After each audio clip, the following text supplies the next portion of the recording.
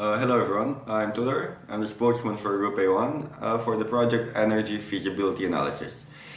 In this project, the board of Avans has designated us to come up with 8 measures to be implemented in the design of a new building LE. Now, the purpose of the measures is to potentially make the building energy neutral in terms of heat and electricity consumption. Furthermore, it is essential that the measures fall under one of the 3 following categories, and we have energy saving, energy reduction, and climate change adaptive. Now, in order to determine which measures to select, we will use a multi-criteria analysis. Okay, so out of 12 potential measures, we selected the 8 high-scoring ones based on different criteria such as payback period, reputation for Avans, or efficiency. Moving on, we will have an overlook of these 8 measures that we have selected. And we will start off with the LED smart lighting system. Now, this is an energy saving measure and it has 2 purposes. First of all, it can adjust light intensity inside the rooms based on how much light is coming from the outside. And second of all, it can illuminate only certain regions of a room. For example, if it's not filled up with students, there's no point in having all the lights turned on. This can save up to 70% of the electricity that would have normally been used if we were using fluorescent lights, which also have a lifespan of 10 times less than LED lights. Moving on, we have living walls, which are made up of Boston ivy, Boston ivy being a plant that grows on building walls. Not only does it take up CO2 from the atmosphere, but it's also a very good insulator by reducing solar heat. And this solar heat reduction is done in 2 ways: by evaporative cooling and by shading. Moving on, triple glazed windows. Another energy saving measure. Triple glazed windows are basically double glazed windows with an extra pane added in between the outer ones.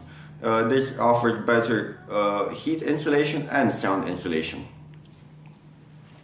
Another measure that we have are solar panels, which you can see there in the background. These are an energy production measure. They absorb the sunlight and generate electricity. They can be mounted on walls, on the ground, or as you can see here on the roof. In our case, they're expected to produce about 28% of our total electricity. They're renewable, they're silent, and they have low maintenance costs, and that makes them very, very good. Our 5th measure is an energy saving measure, namely the Tesla Power Pack. The Tesla Power Pack is a fully integrated battery system that can be used not only to store renewable energy, but also gives you the capability in some cases to go off grid. The Tesla Power Pack takes up little space and has hardly any operating costs. Our 6th measure is the kinetic floor, which is an energy producing measure, and how it works is the following. The kinetic floor is made up of tiles, and when you step on a tile, it vertically displaces an electromagnetic induction generator, and that generates 5 watts. And we estimate that the kinetic floor will produce up to 40% of our electricity demand. Now, moving on to our last energy production measure, namely the wind trees. Wind trees are artificial trees which can carry up to 60 aeroleaves each.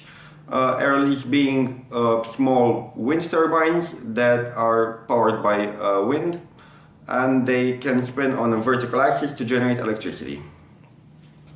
Now, wind trees also generate a lot of our electricity, up to 32%. And last but not least, the decentralized ventilation system with heat recovery. It's an energy saving measure, and it's a very popular method being used in plenty of office buildings or factory buildings around the world. And it serves 2 purposes. First of all, it ventilates and purifies the air, which renders a conventional ventilation system completely useless. And second of all, it can recover up to 10% of the heat from the recirculated air. Added up, our measures fulfill the electricity demand and even surpass it, while the heat requirement was only addressed by heat saving measures. These measures can save up to 50% of the heat, therefore our building is not completely energy neutral. Why is that so? First of all, we believe some of our assumptions might not have been completely accurate. And second of all, we focused more on electricity rather than on heat production. And as a final advice for the Board of Avans, we advise you to use our measures and implement another heat producing one. Thank you. This was our presentation.